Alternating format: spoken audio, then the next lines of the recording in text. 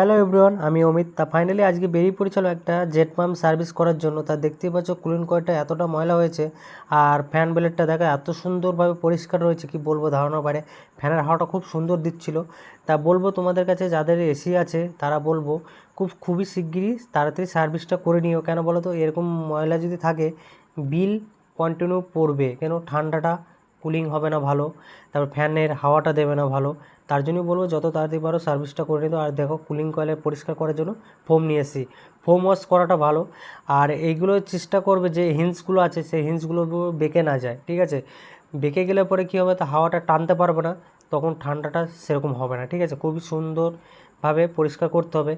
আর অভিজ্ঞতা মিস্ত্রি নিয়ে করাতে হবে, কেন এখানে মিস্ত্রি করে নিয়ে করালে হবে না। কেন যারা দুদিন কাজ শিখেছে তাদেরকে নিয়ে করালে পরে এরকমই তো হবেই, যেরকম হওয়ার কথা সেরকম হবেই।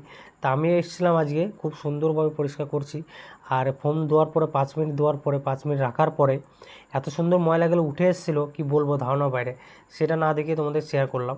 তাই এত সুন্দরভাবে সামনের জামাটা পরে নিয়েছি, এসির জামাটা না পরালে গোটা ঘরটা হয়ে যাবে ময়লা, ঠিক আছে। আর ময়লাগুলো দেখো পিছনে কত সুন্দরভাবে নিচে ঝুলছে, এত ময়লা হয়ে গেছিলো।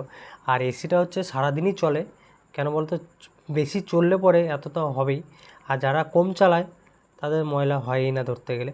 তা এত ময়লা হয়ে গেছিলো যে আমি বলছিলাম, যে ক্লায়েন্টকে কাস্টমারকে বলছিলাম যে এত ময়লা হয়েছে ধারণার বাইরে।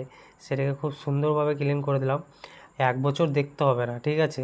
এরকম ময়লা আর 1 বছর হবে না, ঠিক আছে। আর ময়লাটা পড়ছে দেখো, এত ময়লা পড়ছে। আর তারপর ফাইনাল লুকটা দেখো, এত সুন্দর কয়েলটা হয়ে গেছে, মানে নতুনের মতন হয়ে গেছে। আর ফ্যান ব্লেডটা দেখাবো, ফ্যান ব্লেডটা অবাক হয়ে যাবে দেখে। দেখো ফ্যান ব্লেডের অবস্থা কী ছিল আর কি হয়েছে। আর একটা কথা বলি, আর সুইংয়ের ভেঙে গেছিলো, সুইং ব্লেডটা যেটা আছে সেটা ভেঙে গেছিলো। সুইং হয় যেটা, সেটা কী করে কেরামতি করে লাগিয়েছে সেটা তোমাদেরকে দেখাবো। বাঙালির বুদ্ধি তো দেখো, স্ক্রুতে লাগিয়ে দিয়েছে সুইং ব্লেডটা, কত সুন্দরভাবে। মাঝখানেটা ভাঙা ছিল, নৌকার মতন বেঁকেছিল। আর তারপরে সামনে ফোনটা পরিয়ে দিয়েছি, কত সুন্দর লাগছে বলে তো, নতুন মতন হয়ে গেছে। এরকম যদি ভিডিও দেখার জন্য থাকো, আমার পেজটাকে, আমার ইউটিউব চ্যানেলটাকে সাবস্ক্রাইব করে রাখবে। তা দেখা হবে নেক্সট কোনো ভিডিওতে। টাটা, ভালো।